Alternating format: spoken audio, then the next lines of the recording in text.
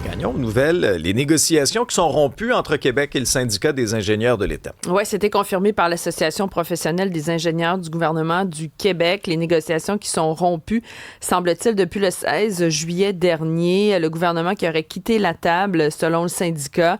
Et ça, c'est au lendemain d'un reportage de TVA Nouvelles qui faisait état des impacts sur les chantiers en raison de cette grève-là. C'est 1800 ingénieurs de l'État qui sont en grève illimitée. Ça touche 127 chantiers dans une dizaine de régions du Québec. Là. On parlait dans le reportage d'une soixantaine de chantiers qui étaient complètement arrêtés. Il y en a 3 autres qui étaient reportés et même les chantiers qui restent en activité sont affectés par un ralentissement. Les ingénieurs de l'État sont sans convention collective depuis mars 2023. Ils réclament notamment des augmentations de salaire, donc une négociation donc, qui serait rompue. On verra la suite. Il y a eu un gros séisme au Japon.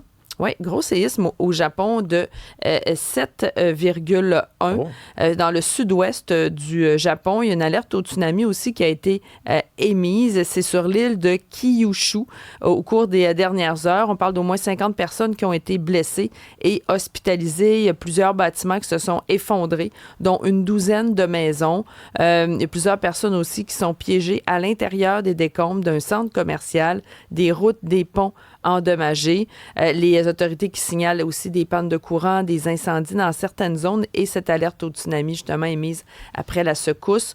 Elle a été levée quelque temps après, là, fort heureusement, mais ça reste quand même un séisme assez important.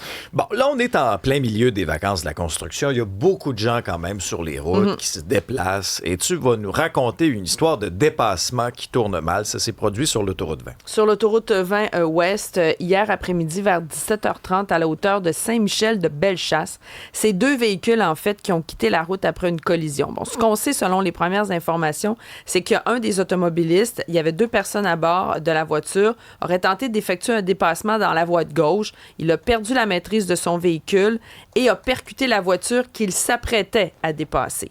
Et là, sous la force de l'impact, les 2 véhicules ont quitté la chaussée, ont terminé leur course contre des arbres en bordure de l'autoroute. 4 personnes blessées, donc 2 occupants dans chaque véhicule. On parle de blessures mineures, heureusement. Mais là, parmi les hypothèses envisagées par la Sûreté du Québec, c'est que le conducteur qui aurait effectué le dépassement pourrait avoir conduit avec les facultés affaiblies. Donc, il y a un échantillon d'haleine qui a été prélevé pour vérifier cette hypothèse-là. Bravo, mon champion. Hein, ça pressait donc.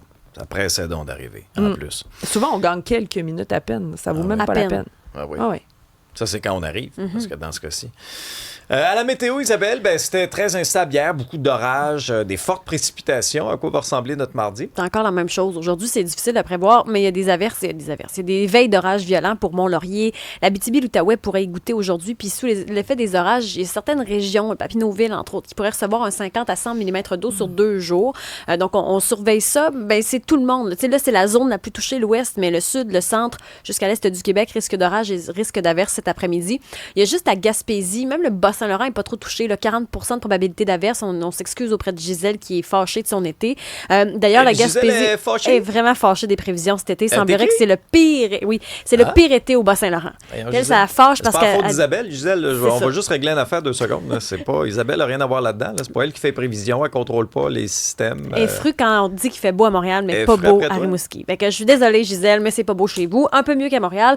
Pour la Gaspésie, les îles de la Madeleine, c'est une magnifique journée. Basse-Côte-Nord aussi. 40 % de probabilité d'averse sur la Côte-Nord, mais sinon, c'est ça. Sud, centre, ouest, aujourd'hui, c'est pas top. Demain aussi, on a un régime d'averse. Peut-être que le centre et l'est pourraient être épargnés, mais il y a beaucoup de peut-être cette semaine. Vivons-le un jour à la fois. Ah oui, mon Dieu, comme ça, Chantal Paris.